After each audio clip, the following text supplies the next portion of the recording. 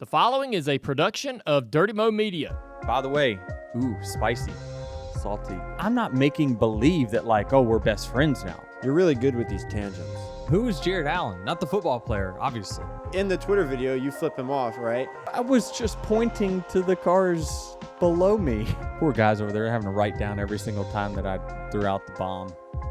My mom is not going to be happy hearing all these beeps. Let's just buy cars for the whole family. Let's just have a fleet. Hey guys, welcome to another episode of Actions Detrimental. I'm Denny Hamlin, driver the number 11 Toyota Camry for Joe Gibbs Racing, and my co-host, Jared Allen. What up, Jared? How are you doing? How was your week? It was good, actually. It was really good. It was cold. Cold as It was But really, besides that, it was cold. good. I know. Coming back from the West Coast, it was, yikes. Coming back to Charlotte, I'm like, can we get some warm weather around here? It was 80 when we were gone, but of course it's, 40 when we come back. But, man, it was, so tell me about your week. People always like, well, Denny, whatever, talk about myself. Let's talk about you for a second. Tell me about your week. Okay, What'd you do? I went to the races. I went to That was this weekend. Oh, you want to know last week? I want to know about your week. Okay. I want the people to know and figure out who is Jared Allen. What did I do last week? We came back from... That's a problem. Yeah. If you don't know what you did. Every week just blends in next. We came back from Phoenix. Oh, I had a lead climbing class. So as you know, I'm into climbing. Yep. So the next step in my climbing journey is learn how to lead climb. So pretty much climb up the wall and take the rope with you. So the rope's not attached to the top anymore. You take it up with you. Yeah. And you're putting in your own protection. Man. It's almost like a airline pilot, right? It's up to you to do all the checks, checklists of making sure you don't have somebody at the bottom all, being your safety net, I guess. Correct. And that was on Wednesday. And then Thursday, believe it or not, I went snowboarding for the last time this season in North Carolina, which had the best conditions we had all year. I saw that in the middle of March. I follow Brad Panovich, the meteorologist here in Charlotte. He's like one of my favorite follows, actually, because he explains meteorology and why the weather's doing this. He makes or it that. cool. He does. I love his vlogs and stuff. It's pretty cool. I'm such a nerd when it comes to that. But he mentioned that the conditions were going to be good in the mountains of North Carolina. So yeah, glad they you got lost to enjoy that. all the snow 2 weeks ago, right when it was 80 here, and then they had a day Fresh. where they got another foot, and that's awesome. Yeah. This is maybe my first year where I got no snow exposure. Maybe I think the only flakes I saw in person were in LA. That's right. We had nothing here. Yeah. So, listen, huge news week. Obviously, Hasbulla came to the States. He did. To LA. We just missed Las him. Vegas. Yep, just missed him. Man, that was cool, right? I actually I went to his Instagram live, and I saw him, riding in the car down the Las Vegas Strip, and of course he's got his window down, videoing, and all these guys and girls are approaching his car, and he's like one of the guys that you would want to hang around. Yeah, I don't know. I find the guy so interesting, but. Yeah, so, obviously, last week was interesting for myself. Certainly, really? Yeah, it was. Certainly didn't believe, talking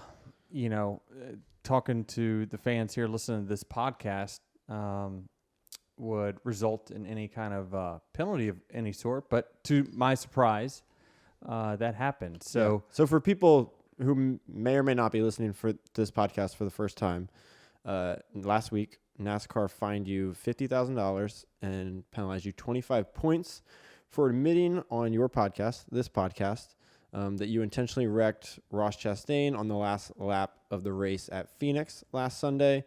NASCAR cited you violating Section 4.4 of the Cup Rulebook, which includes actions detrimental to stock car racing. It's interesting. You quoted what they said. Now, I'll tell you this. The reason I'm appealing is because I don't agree with any of it. And a lot of people are also asking, well, you tweeted initially that you would not appeal to NASCAR, but you would appeal to the people here on this podcast today. And I had all intentions of doing that. How long was the list? It was long. Of notes that I had for our podcast today that it had to be at least 3 episodes worth of talking points, Well, right? we had examples, talking points, all kinds of things that I was very, very angry about. I initially was not going to appeal this because my owner, Joe Gibbs, who I love like family because we are family, called me and says, hey, I know, this is obviously not ideal, but I've talked to sponsors. I talked to the team. We just want to let this go. We just want to move on, and everyone's fine, but let's just not drag it out and move on. And I was like, fine. That it's not what it's not what I like, but I'll do it because Dad's telling me so, and Right. I need to be a good teammate and someone that respects when my team owner asks me to do something. So then I slept on it, and I woke up and I looked at I got the email from NASCAR of the things that they said I did, and I called Joe back and said, Joe, I didn't do any of these things. And he says, well, Denny, I don't know. Let me get the team together. Let's, let me get Dave Alpern here and get your crew chief in here and some other executives, and let's talk this out. And he says, okay, tell me what you're feeling. And I says, Joe, I simply feel like the things that they're saying I did not do. I did not do those things. And, when you look at what I'm getting penalized for, these are all untrue. And I know they're untrue because I was there, and I can simply explain to you why I didn't do these things. And so he says, all right, well, let me hear it. And so he put me on speakerphone, and I explained to everyone, exactly, here's what they said I did. This is not truthful. This is not right.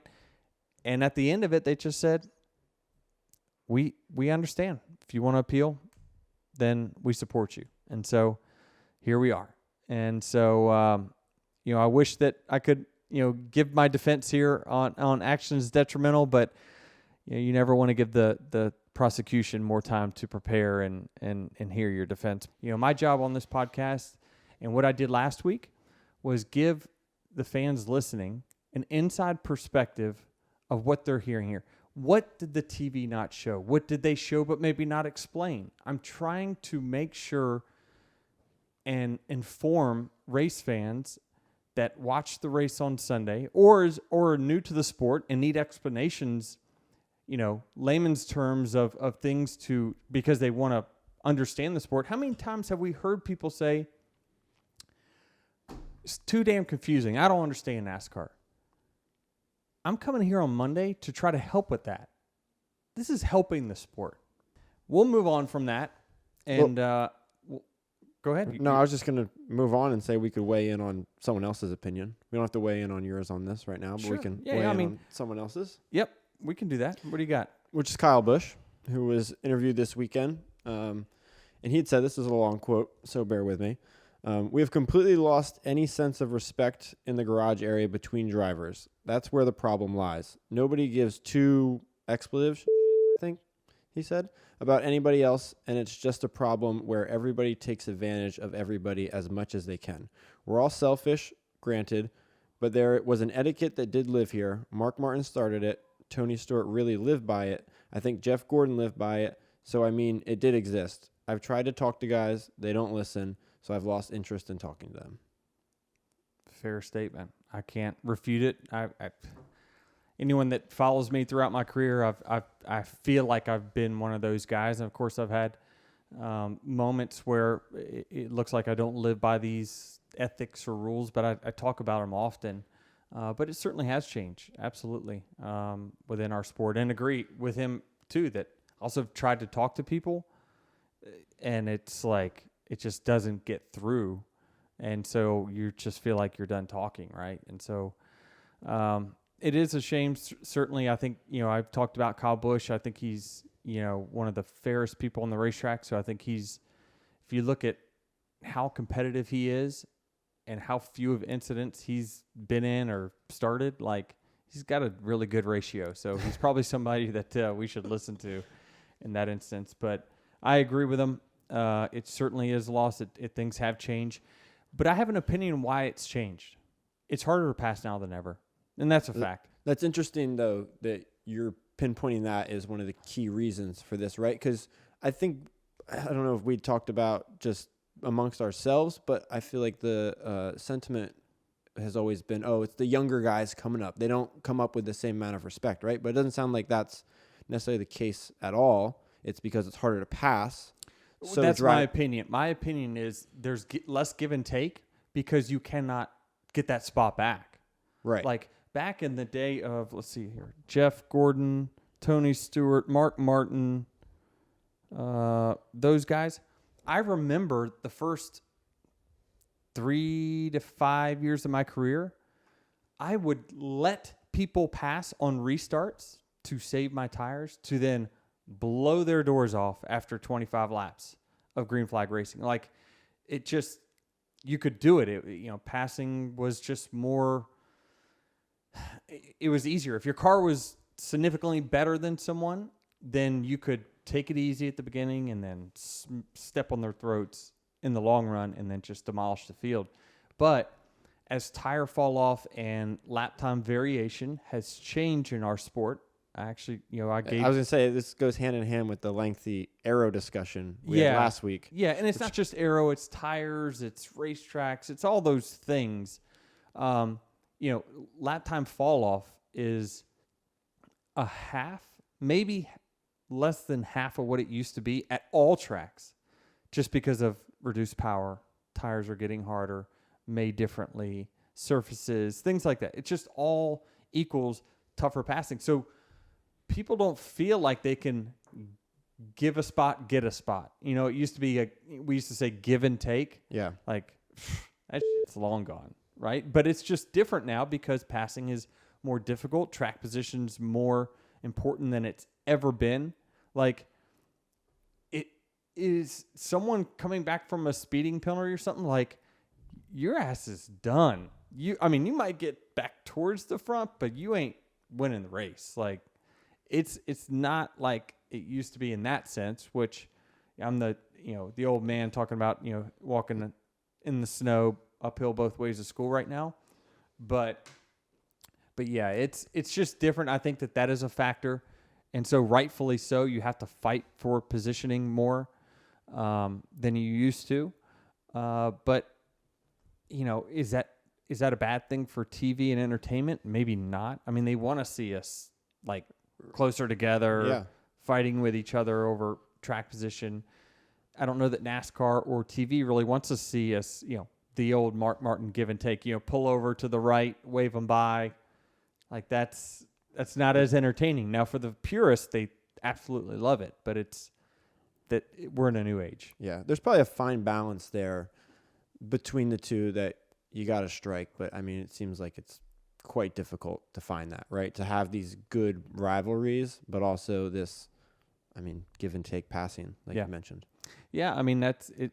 We're all fighting for track position, but I agree. He even mentioned his son, or even in the short track ranks, like they have a black flag for a reason. Like if they see intentional contact, I talked about it after the clash. All it takes for NASCAR to black flag one person for, going out and, sending somebody in a corner, obviously sending them into a corner and spinning them out on purpose for them to reel back, what we're seeing on the weekends. And maybe it fixes some of this, what Kyle's talking about, but I don't think we're ever going to see it.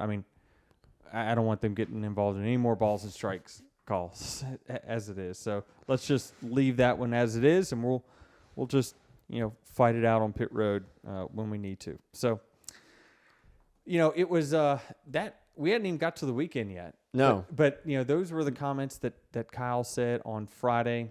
We had kind of a show, Xfinity and truck race, to start anyway. Unfortunately, one of the social media stars from the weekend is Josh Williams, and he was a star because he got a lot of attention after parking his car on the front straightaway at Atlanta.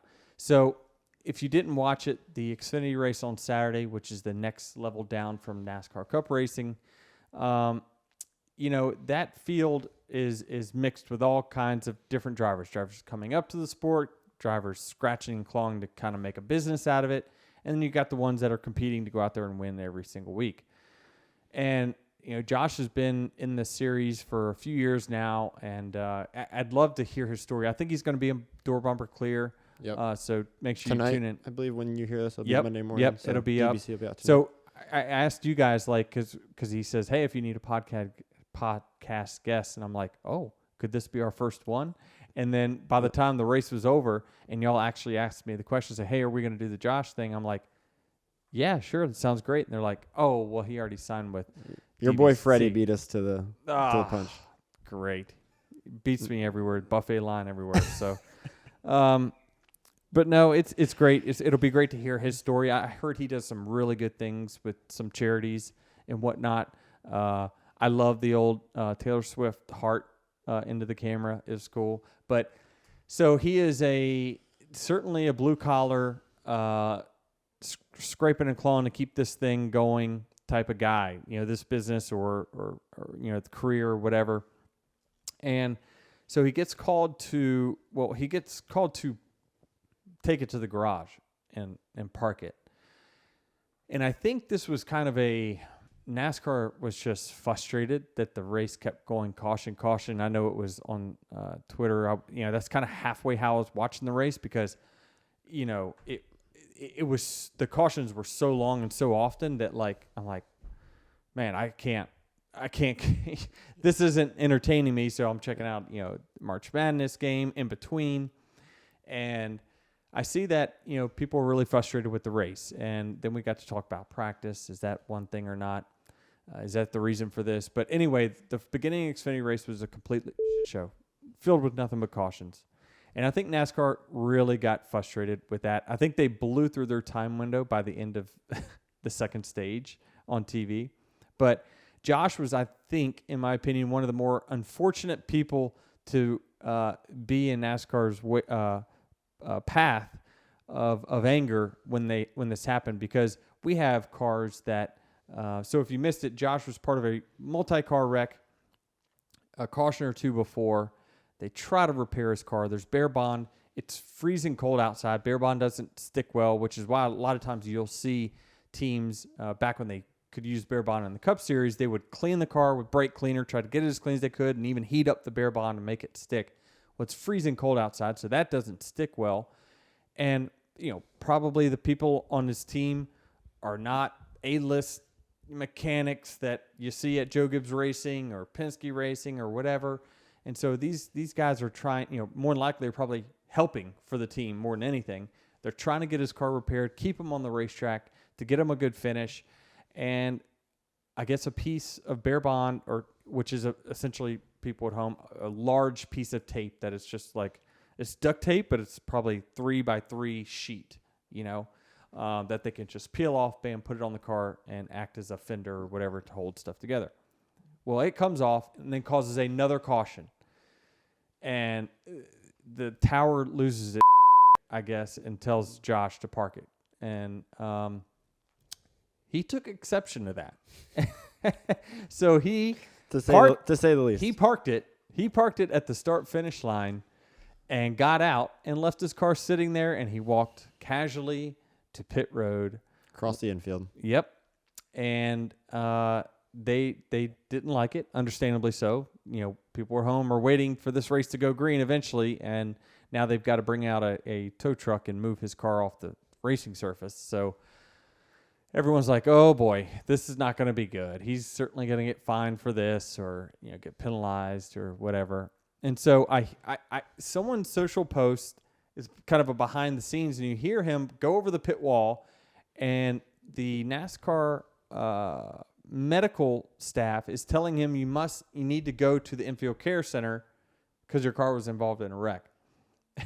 And he says something about, I'm paraphrasing, but it looked like he was just like, I'm not going or whatever like that. And he's like, what are they going to do? Fine me? He's like, I can't afford it. I can't pay it. I can't afford to pay it.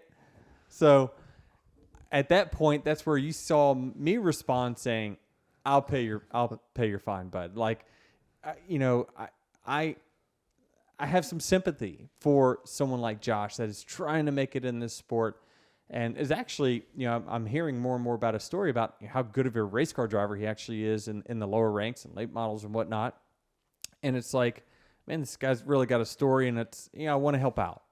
Years ago, the 32 team, the fast track team, something like that with Matt DiBenedetto. I know tires. Yeah. I've heard this. So I bought him some tires to make it to the Cup race because the team didn't have funding, and I saw Matt on social media trying to get funding to go to the next race.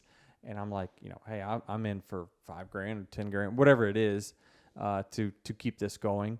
And, so I sympathize with guys that are really trying to make it in the sport. And listen, I know I'm going to get tons of requests on social, but you can't help everyone, right? I can't, but I want to help when I can. And I just thought this is an interesting situation where, I'm probably a little hot under the collar as well. And this guy certainly has a story that was interesting. And I'm like, and I heard him say, hey, I can't afford to pay it. I'm like, well, I'd love to see you at the next race, buddy. So let's get that taken care of. So I've had direct messages with him. I just said, pending any outcomes or whatever, I meant what I said, and I'll take care of it. So great dude. Would love to hear his story. Yeah, he actually, I don't know him personally, but I was introduced to him through his charity stuff because I have friends on Instagram and social media, right, whatnot, that do a lot of work with the Levine Children's Hospital, and I've seen their posts that have included Josh Williams a bunch of times, like race car driver Josh Williams. So,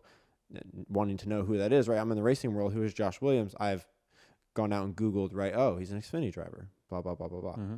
But also, one of my favorite things about this story is that Antonio Brown quote tweeted the video of him walking across. He deleted it, but like, oh, did he?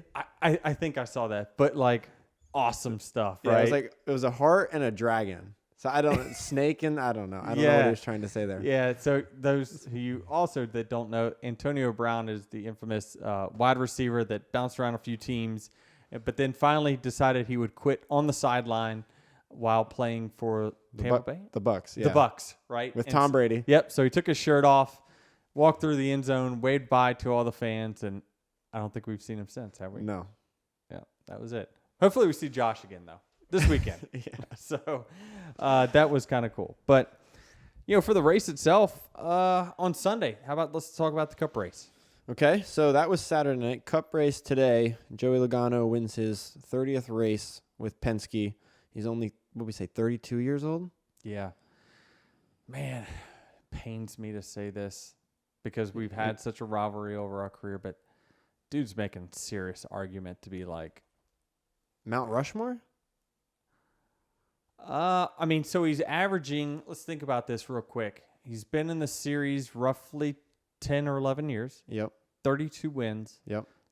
Let's just bump him up on the average and say he's averaging 3 wins per year.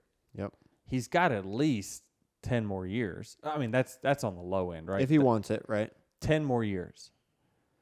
Double his win total? Where is he at? 60 plus.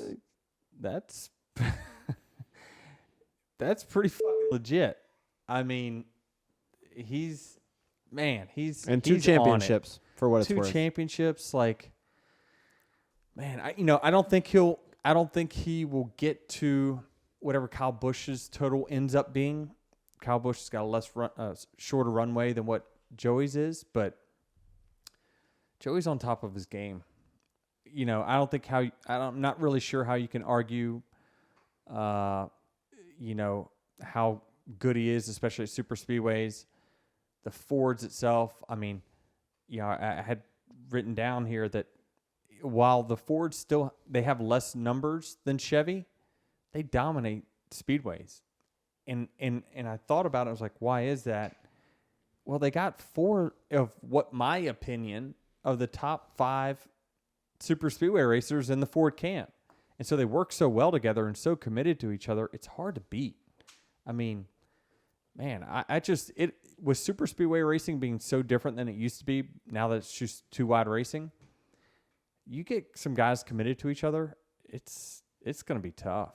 I mean, Brad and those guys are, led a bunch. I thought Brad was in control. He was kind of playing the lines at the end, but Joey got the push. He finds ways to put himself in the right position at the right time, and it ain't luck because he keeps doing it over and over and over. So you gotta tip your cap to the guy, and maybe he's the most underrated. We had that on our show last week. Who's the most underrated in the Cup Garage? Like, why does no one ever say Joey Logano? I don't think Joey can be underrated, though. He's a two-time champion with 30 wins. Absolutely. Well, why are they never saying he's one of the greatest, best drivers out right now? I don't see him on those lists. I see those lists all the time, and he's never at the top of it, but how can you argue? He's averaging 3 wins a year. His win percentage since he's moved to Penske is unmatched, I think. I'd like to see those lists because, in my opinion, since I've been in NASCAR, I'm not arguing that he's not on the list, right? But I'm arguing, should he be at the top? Oh, of the best in the series? Yeah, currently, arguably, yeah. Yeah, I think so. I do. I think so. I think he deserves all the credit he gets. It's interesting because you kind of look at how he still gets tons of boos. I think it's just, you wreck the wrong people at the wrong time early in your career, and they just, fans don't really let it go. But, as far as talent on the racetrack, it's hard for me to put many, if anyone, on top of him, especially right now. He just continues to win big moments, wins. He gets it done. So the race itself, I thought, was pretty uneventful, I guess. The first 2 stages. Yeah, it was. I mean, a lot of it is because it's just this style of racing where you can't pull out. I mean, you get a big run unless there are 4 to 5 cars at least behind you that is willing to make the same move you are at the same time. You are going to go straight backwards. Doesn't matter how fast your car is. You can't pull out of line, pass the car in front of you, then get back up. Now you can at the very front of the field. You see the slide jobs that are going on, but not in the middle of the pack. You just can't. It's so difficult. So what we do is we typically race for about 2 to 3 laps after restarts, and then we settle in and we ride. And riding is a very loose term. We're all racing, right? We're trying to keep our position, making sure we keep the gap in front of us tight. That way someone can't slide us and go from behind to sliding in front of us. But it's just the nature of this car and how it races on these types of tracks. You race for about 2-3 laps, then you just kind of settle in because there's not a lot of air getting disturbed. There's not 2 and 3 wide where there's big pockets of air for you to dice around and move around. You have to stay in line because it's a numbers game. I think Clint mentioned it on the broadcast, or maybe it was Tony, one of the two, about this is strictly a numbers game. It doesn't matter about the speed of your car. Most times the moves you make, it is like get in whatever line has the most amount of cars and you will go forward. So that's what we're racing, and it's a different type of skill set than what it used to be. But in my mind, two of the best at it in super speedway racing 5 years ago or 10 years ago, Joey Logano and Brad Keselowski are battling for the race win on the final lap. So, while it might be different, the guys with the best skill set still are up front. So does manufacturer matter? It does. I think we at Toyota made a strategic bad move. I heard Reddick speak about it in his post-race that it sounded like they were trying to get me clear of Joey. And I think with a few laps to go, I was briefly clear of Joey on the inside line. And the Toyotas led by led by Reddick. Then Bell. Yep. and then I was behind Bill. I think they were trying to move down to the bottom, but our spotters that are in our ears telling us when the car that is behind us is pushing, when they are clear. And I'm thinking that it's possible they told them that I was not clear, so they stayed up the racetrack, which then left the bottom wide open for Joey to just take a big run and make it run towards the front. So, yeah, certainly we could be better. We're at a numbers disadvantage anyway, but you just look at the guys that do it well, even when the numbers are stacked against them, like they just do it so well. They find a way to up front, and especially the Penske guys that, you saw Joey kind of playing some games at the end of the stage. He didn't want to lap the 12 car because he knew he was going to need him at the end of the race. That was so smart, right? I mean, did I think he was going to be able to check up the field like that and keep us all behind? Hell, I mean, listen, when I saw the 3, the 12, and somebody else about to get lapped, for a second time, you go down 2 laps, you're in big trouble. I'm like, let's lap these fuckers. Like, I don't want to, that might come back and haunt Joey that he didn't lap the 3 and the 12. But it was so smart and strategic because he kept one of his allies in the race, right? Someone that he knows that when he's behind him, he's going to push him no matter where he goes. And so they just do an extremely good job of working together. And you see the results of it. That's just a fact. So, there were 2 big wrecks. There was the first one, I think. Well, which one happened first? I think it was Harvick and Chastain happened first. Yep, and I can give some insight on that. I think what was going on there was that I was leading the outside line. Harvick was beside me, and Chastain was giving big pushes to Harvick down on the bottom. And I think they wanted to get up in front of me. I don't know about Harvick, but I think Chastain did especially. And so he ran into the corner really close behind Harvick because I thought that they were going to try to both get clear of me and then move up, which, I mean, that's what I would have done. It's the best move. And I think that when Chastain committed to, hey, I need to run through the corner as fast as I can down here on the bottom to clear the 11, he got just close enough to the 4 that it got the 4 car loose, which that's just racing. That's, basically the closer you get to the back end of the car in front of you, the more rear grip it takes away. And the 4 car was just too loose, spun out right in front of the 1, and it was a huge wreck. And so that took out, some cars, some good cars, certainly. And then you got... real quick before we move on to this next wreck, when you're driving, do you realize how close you are to being caught up in these things? I knew I was close. I didn't realize the 17. Yes. I didn't see that. No. There were many times where I don't see the car coming from the bottom to the top and barely clearing my rear bumper. I didn't see that till I saw the in-car. Okay. I was like, so you don't have like a shit, sense of close. Yeah, very close. Very close. So that kind of shook up the race. And then I'm thinking, okay, so that put us all in a fuel window. We were then all good to pit and then make it to the end of the race. So there was going to be no green flag stops from there on out. We all pitted. I came in second.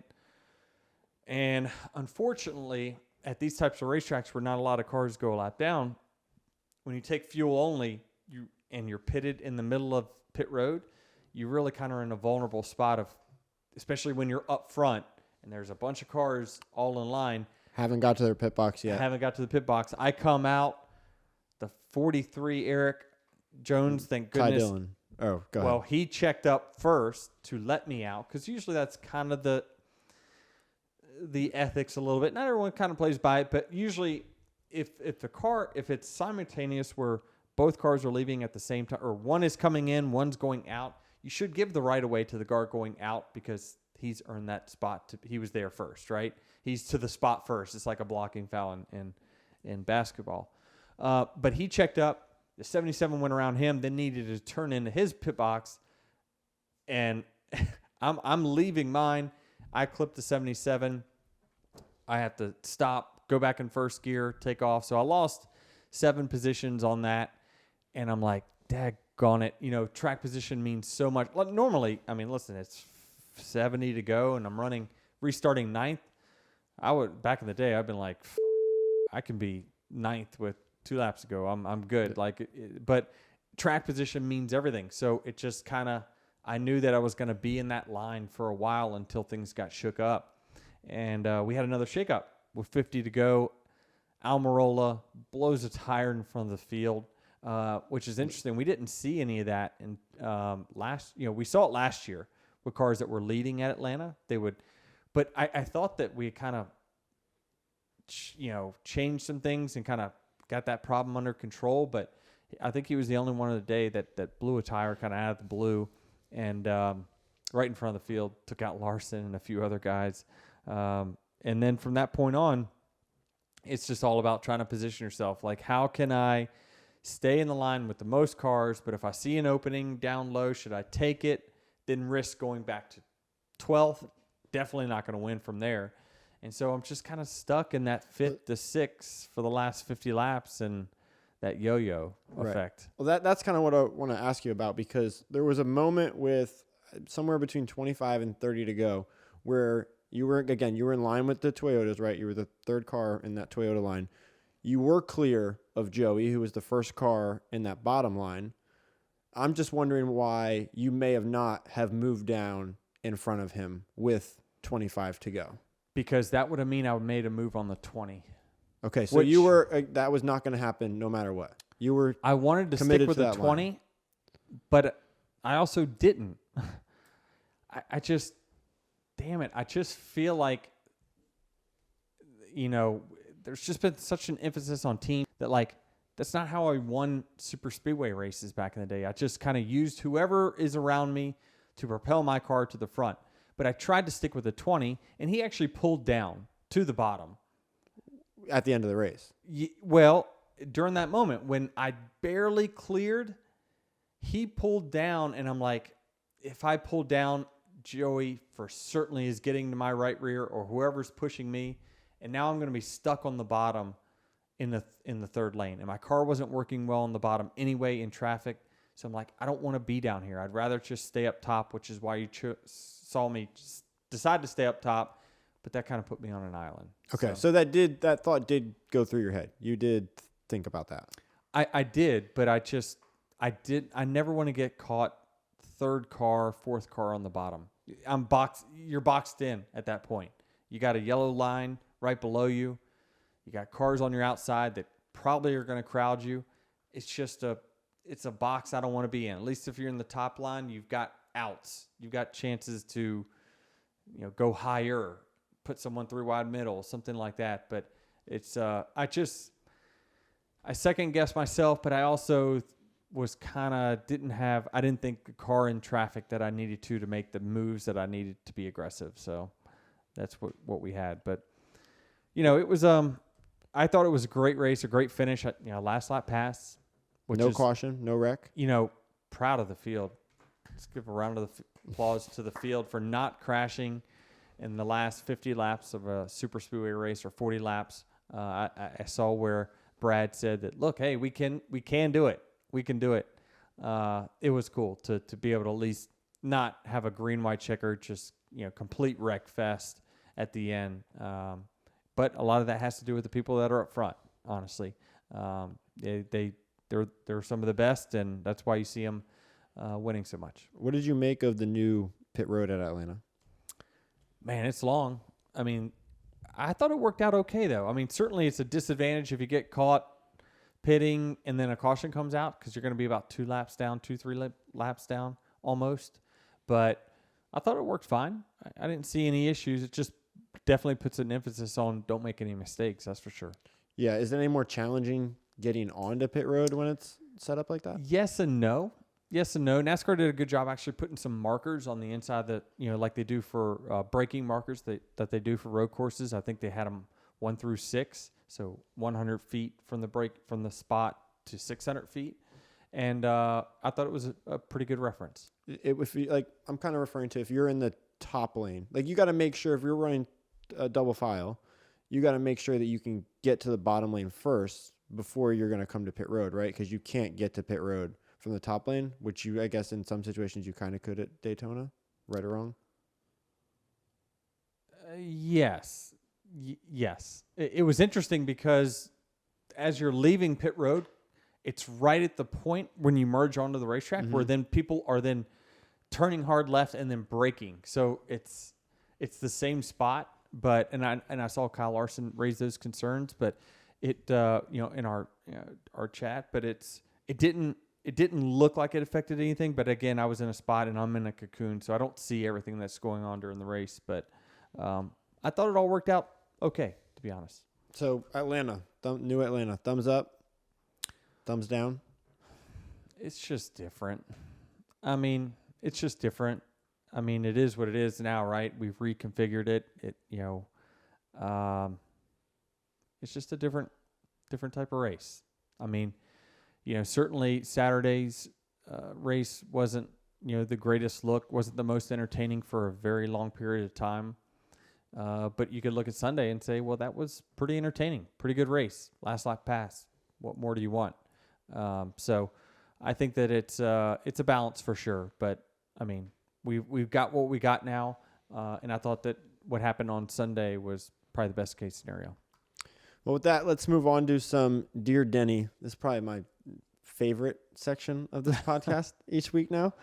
We got a few listener questions. First one I'll start with is, how important is practice? In the broadcast today, Clint Boyer said it makes no difference, and Tony Stewart said it allows teams to save a lot of money. They don't have to buy rental cars and hotels and all that stuff.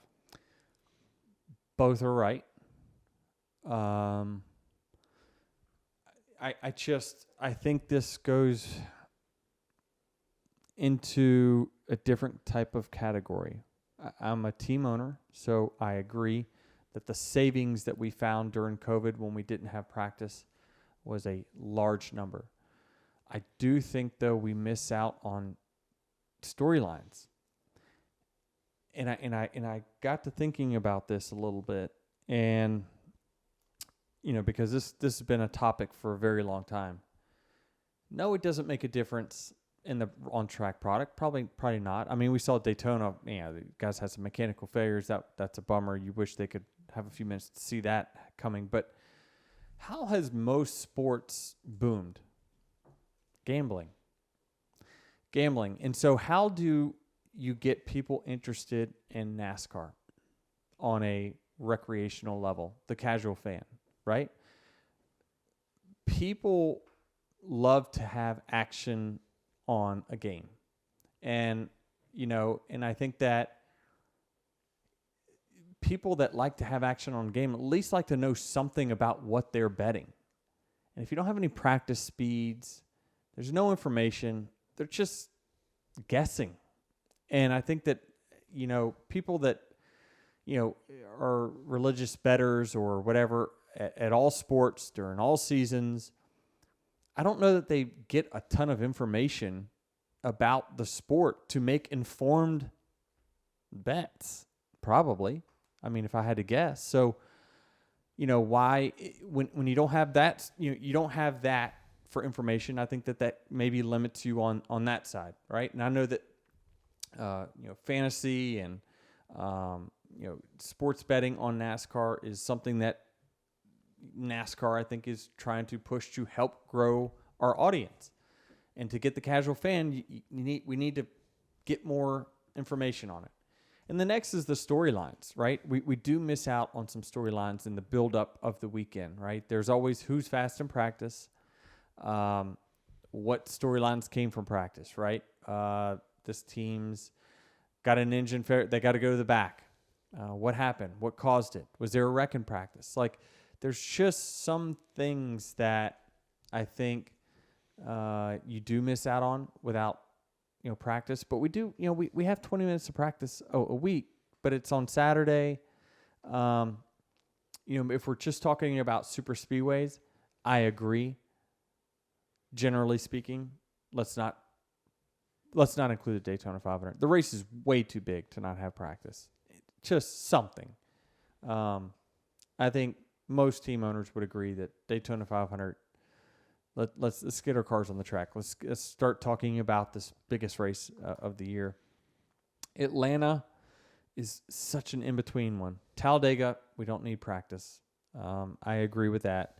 Atlanta is definitely a tweener of like, if I had to err on one side, it wouldn't hurt to have 20 minutes of practice, but also I'd be fine leaving it as is as well. So I definitely think that practice, though, is important for our sport. Do you agree with the practice times, right? Because practice used to be an hour. I guess still is in some cases. Like, do you agree? Do you care 20 minutes, 30 minutes, an hour?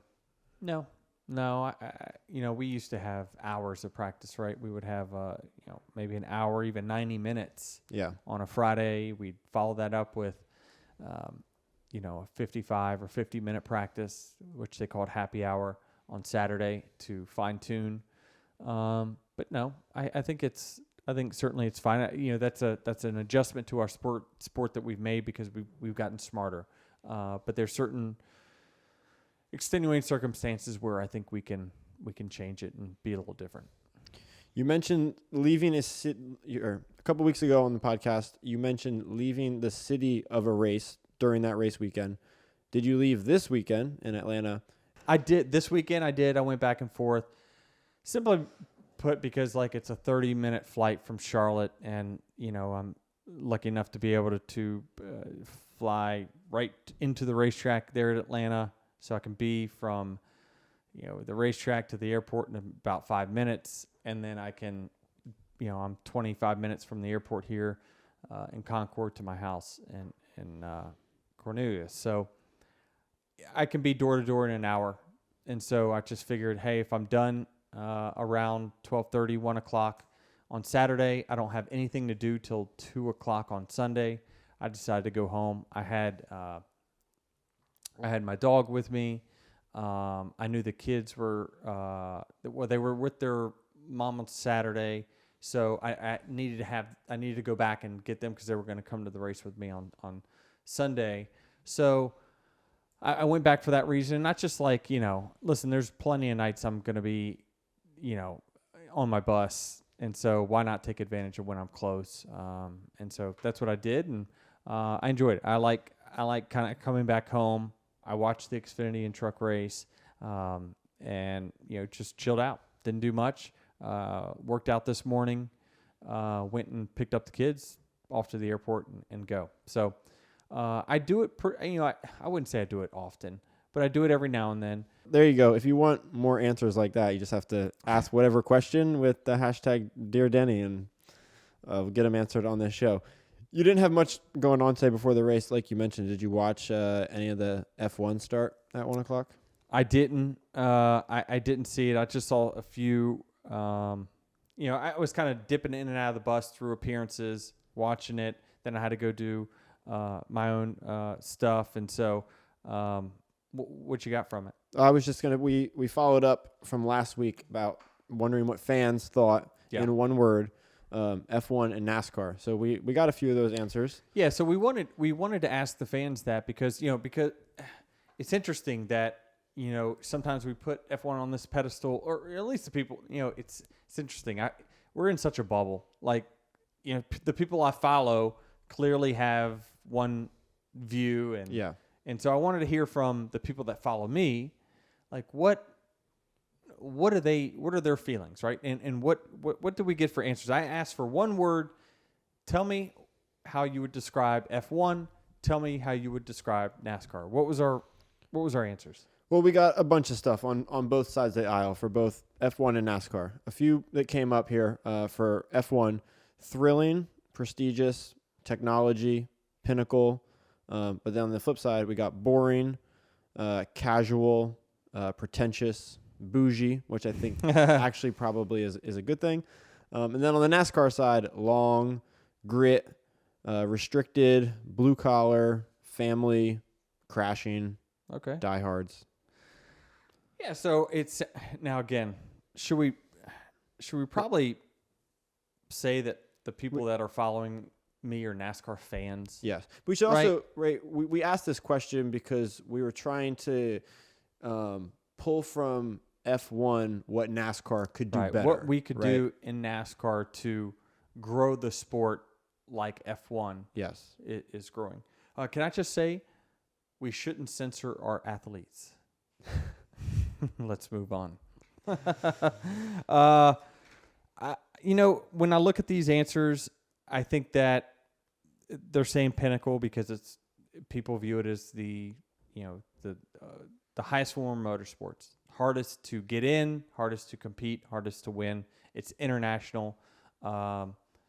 Tens of millions of people watch every single week, so it's hard to argue that.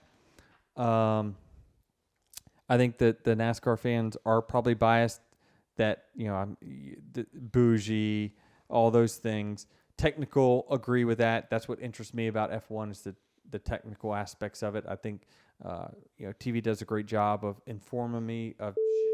Would have no clue what the hell's going on in the race if it wasn't for them.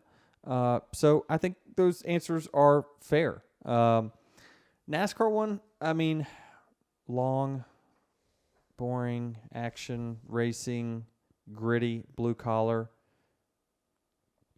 Sounds like our fans, right? I mean, this is it's what I see when I log on social media. It's what they're, it's how you would stereotype our sport. I do think that we're going through some changes with it, though. I think that while this has been a southeastern regional thing for a long time, we've branched out. We're spreading our wings. We're going to Chicago and the city. We're in Sonoma. We're near the LA market. We're in Vegas. I mean, it certainly seems like we could make some changes, but I feel like we're on our way to doing them. I really do. I think that we're on a very good path as far as that's concerned. I would like to see us be more technical, but it's very hard to make this super technical when we're all buying the same things. We're taking this 200-piece Lego set, and we're all just there. Here's the Lego set. You can put it together any way you want. We're all putting it together the same way. I mean, it's not much to that. The cars are all so close. We're all running the same times that it's hard to kind of make it super technical. We've taken the technical aspect out of it to try to save some cost on the cars themselves. Long, I agree with that. I've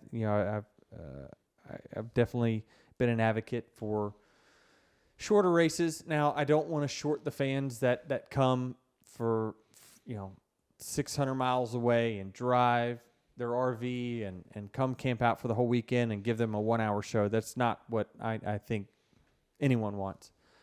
Would love to see it fit in a under 3-hour window somehow, right? I mean, even if we have to fill it with some post-race, like that's a good thing, I think. We used to really have a lot of post-race, and now it's just, hey, if you want to check it out, go log on to Peacock, right? I mean, so we do lose a little bit of that.